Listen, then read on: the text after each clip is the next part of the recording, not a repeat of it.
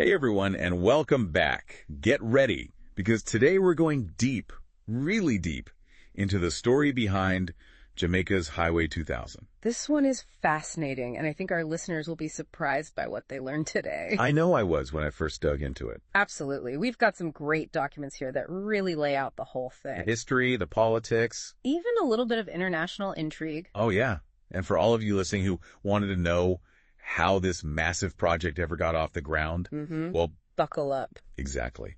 So to kick things off, I was really struck by how long this idea for a north-south highway in Jamaica has actually been around. Oh, yeah. Like, way longer than I ever would have guessed. This goes all the way back to the 1960s. The 60s. Wow. That's right.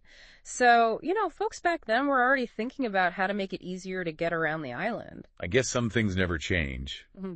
But if they were thinking about it back then, why did it take so long to actually happen? Well, for one thing, you've got to imagine the engineering challenges back then. I mean, Jamaica has some pretty serious mountains, and the technology just wasn't as advanced as it is today. Plus, I bet the cost was a major factor, too. You know it. It would have been a massive undertaking, especially with the amount of traffic they were projecting at the time. So it sounds like this dream kind of sat on the back burner for a while. It did for a few decades, but then things started to heat up in the late 90s under Prime Minister P.J. Patterson.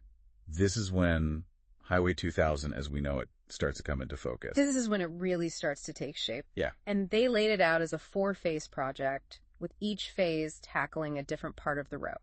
Okay, so what exactly did they have in mind? Give us the breakdown of these 4 phases. All right, so Phase 1A, the first piece of the puzzle, was meant to connect Caymanas in St. Catherine to Sandy Bay in Clarendon. Got it. Including this link from the Portmore Causeway to Caymanas, which was a key part of the plan.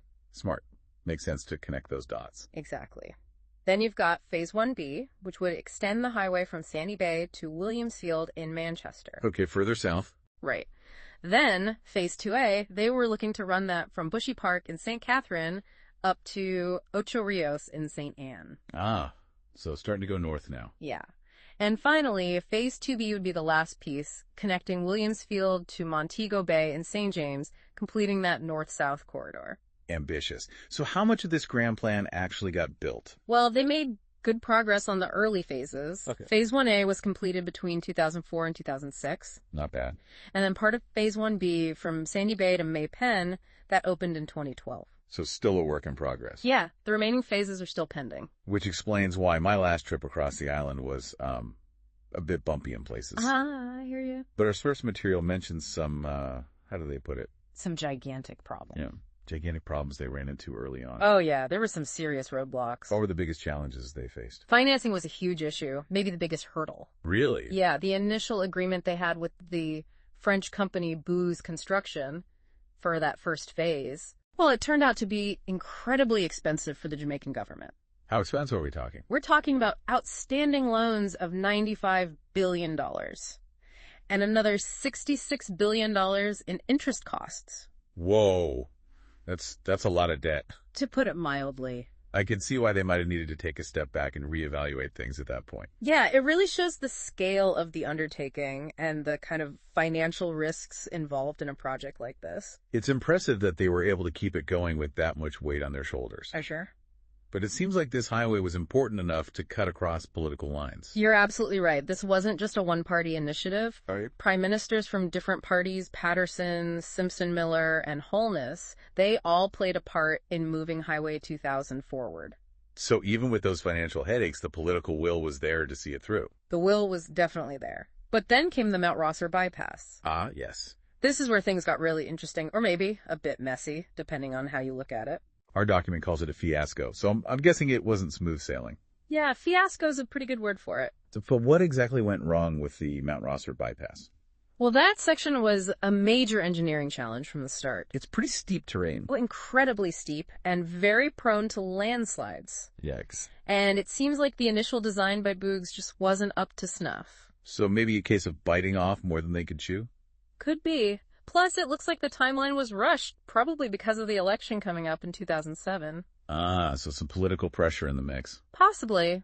Whatever the reason, the whole thing ended up costing $120 million before Booz threw in the towel. Wow, $120 million and nothing to show for it. That was a major setback, both financially and, for public confidence in the whole Highway 2000 idea. I bet. It's a good thing they didn't give up entirely. They could easily walked away at that point. Right.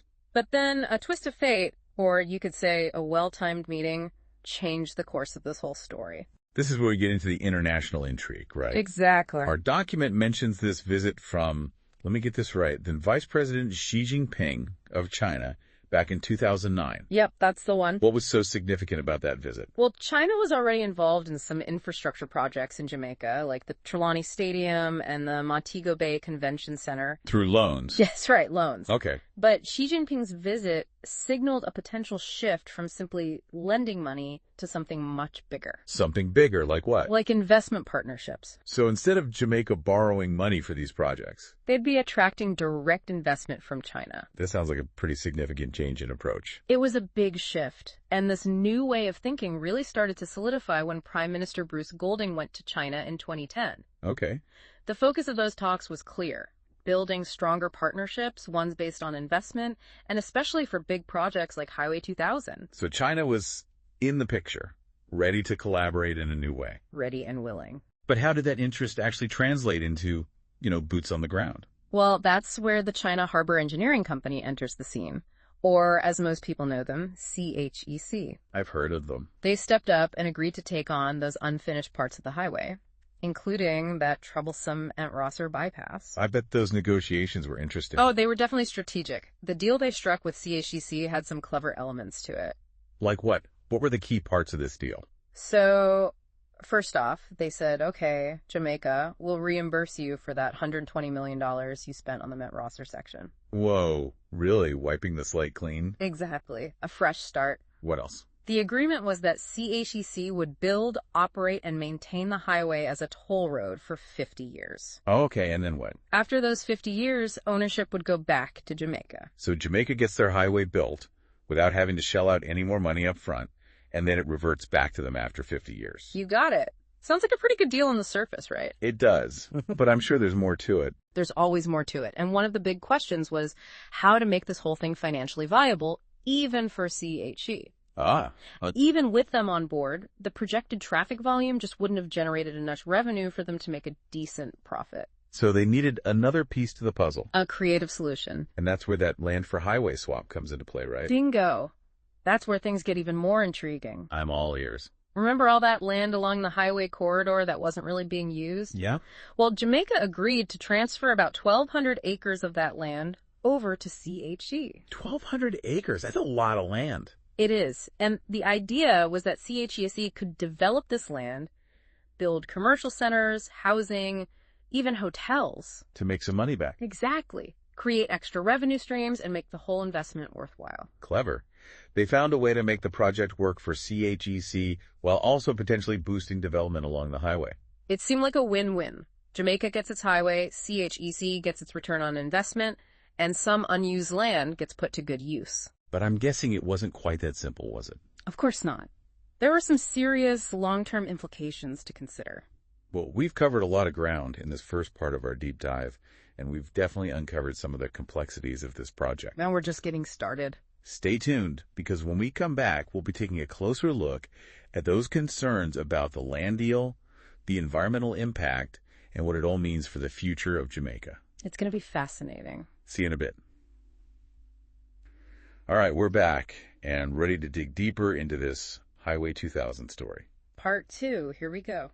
Now, before the break, we were talking about that land for highway deal with CHEC. That's right, giving them 1,200 acres to develop. 1,200 acres. That's a big chunk of land to hand over. It's a significant amount, yeah. And I imagine that decision didn't come without some debate, some concerns. Oh, absolutely. There were definitely some raised eyebrows when that deal was announced. I bet. What were people most worried about? I mean, handing over that much land to a foreign company, it's a big step. Yeah. So naturally, there were concerns about what it would mean for Jamaica in the long run. In the long run. People were worried about the environment, about local communities, about losing control. Okay, let's unpack those concerns one by one, starting with the environmental impact. Sure. You're building a major highway through any landscape, it's going to have some effect on the environment, right? There's no way around it.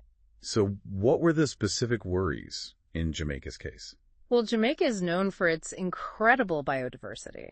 Beautiful island. So people were understandably concerned about how this highway construction would impact plants and animals. Makes sense. You know, things like deforestation, habitat fragmentation, damage to sensitive ecosystems. Those were all big concerns. So did those fears turn out to be justified? Was there a lot of environmental damage? Well, that's where things get a bit tricky. How so? The information we have doesn't really go into detail about the environmental mitigation efforts that were taken during construction, but the documents do emphasize the government's perspective. Which? They argued that a lot of this land that was being transferred to CHEC, it wasn't exactly pristine wilderness. Okay. They saw it as an opportunity to utilize land that was just sitting there, not really being used. So there's some debate about how much the environment was actually affected. There's definitely more to explore there, yeah. All right, let's move on to the local communities then. Right. How were the people who are already living and working in those areas impacted by this massive project? That's a crucial question. Whenever you have a project of this scale, you have to think about relocation and displacement. People's homes, their livelihood. Exactly. Now, our source material doesn't give specifics on how people were relocated or compensated, but it does highlight the potential for job creation and economic development. From CHEC's investments. Right. The idea was that by developing that 1,200 acres, CHEC would not only make the highway profitable, but also create opportunities for local communities. So the argument is that the economic benefits outweigh the disruption. That's the argument being made, yeah. But of course, it's important to look at who exactly is benefiting from those jobs and opportunities. Absolutely. Are they going to the people who were displaced? Are they good jobs? Those are important questions to ask. It seems like there are a lot of different angles to consider with this CHEC deal. There are. It's a complex situation. And that brings us back to that question of control. Right, that 50-year lease. 50 years is a long time for a foreign company to be operating such a key piece of infrastructure. It's a significant chunk of time, no doubt. What are the potential downsides of giving up that much control? Well, you have to think about the long-term implications. Like what? On the one hand, Jamaica got this highway built without taking on more debt, which was huge for them at the time. It's a big plus. And they do regain full ownership after those 50 years. But the question is, how much influence will Jamaica have over what happens on that land during those 50 years? Right, over those 1,200 acres. Exactly. Will it be developed in a way that aligns with Jamaica's long-term goals? Or will it primarily benefit CHEC and their investors? So it's a gamble. In a way, yes. There's potential for good, but there's also that risk of losing some control over their own development. You've hit the nail on the head. It's a complicated issue. And it's not just about this north-south section of Highway 2000, right? Right. We still have those other phases to consider. That's right. We've got 2A and 2B connecting Bushy Park to Ocho Rios and Williamsfield to Montego Bay. I'm guessing those phases will come with their own set of challenges. Oh, absolutely. In fact, our document suggests that the financial viability of Phase 2B that stretched to Montego Bay was still up in the air even after the success of this north-south leg. So if Jamaica wants to achieve that vision of a fully connected island, they'll need to keep thinking creatively. For sure. They'll need to figure out how to attract investment while also ensuring that the benefits are shared fairly. It's a balancing act, isn't it? It is. And Highway 2000 really highlights the trade-offs that come with development. There's the upside of better infrastructure, economic growth. But then there are those questions about the environment, about communities, about who really benefits in the end. Lots to think about. It's a nuanced issue, that's for sure. So before we move on to the final part of our deep dive, I want to pose a question to you, our listener. I always love a good question. What are your thoughts on this land for highway deal? Was it a bold move for Jamaica? Was it too risky? And what does it tell us about the challenges of balancing progress with protecting the environment and local communities? Great questions. Keep those in mind as we head into our final part where we'll zoom out and look at the wider significance of Highway 2000 and its place in Jamaica's future. It's going to be a thought-provoking one. See you in a bit. Welcome back to our deep dive, everyone. We're exploring Jamaica's Highway 2000. And in this final part, we're going to zoom out a little, look at the bigger picture. Exactly. So we've talked about the early plans, the financing issues. The entrance of China. The whole land deal. It's a lot. It is. But now I want to talk about the significance of this highway. Beyond just, getting from point A to point B faster. What's the bigger story here? Well, think of Highway 2000 as this symbol This is what?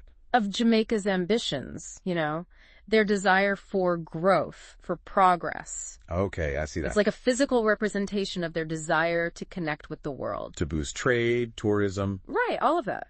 Create new opportunities for the people. So it's more than just a road. It's like a statement about Jamaica's future. Exactly. It's about better access to markets, reducing transportation costs, a more integrated economy. And remember all that land we talked about, the land they gave to CHEC. Right. Well, the highway could unlock the value of that land, not just for CHEC, but for local communities too. That's the hope. Yeah. But couldn't they have achieved those same goals without, giving up so much control to a foreign company? That's a fair question. Like, couldn't they have found another way to fund it, keep it under Jamaican control? It's possible, but it brings us back to those tough choices we were talking about earlier. Right, those trade-offs. Exactly. Jamaica, like a lot of developing countries, they face this balancing act. Between needing investment and wanting to be self-reliant. Right. And in this case, partnering with China, well, it allowed them to move forward with a project that might have taken decades otherwise. Because they didn't have the funding. Exactly. So it was a trade-off, short-term gains for maybe some long-term autonomy. It's a complex equation, no easy answers. And our source document uses this really interesting phrase. Oh, which one? It says, success has many fathers, but failure is an orphan. I like that one. What do you think they meant by that in relation to Highway 2000? Well, I think it speaks to how collaborative this whole project was. Okay. It wasn't just one person's vision or one political party. Mm-hmm. It took multiple administrations, domestic and international players, a willingness to compromise, to find those creative solutions. So even with all the controversies, all the complexities. It's still a success story. Yeah. I think it is. Highway 2000 is a significant achievement for Jamaica. Okay. It's a symbol of progress, of resilience, their ability to overcome obstacles. It's not perfect. Of course not. No project is perfect. That's fascinating. Absolutely. And I think there are some key takeaways here for our listeners. Yeah, what are those? What should people remember from our deep dive into Highway 2000?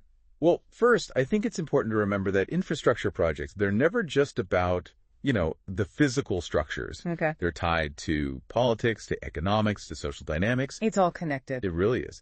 Second, development often involves these difficult choices. Right. Those trade-offs again. And there's rarely a perfect solution. That's true. And finally, we have to think about the long-term consequences of our actions, especially with these big projects. Because they can reshape entire landscapes. And lives. Well said. Well, folks, we've reached the end of our journey along Jamaica's Highway 2000. It's been quite a ride. It has.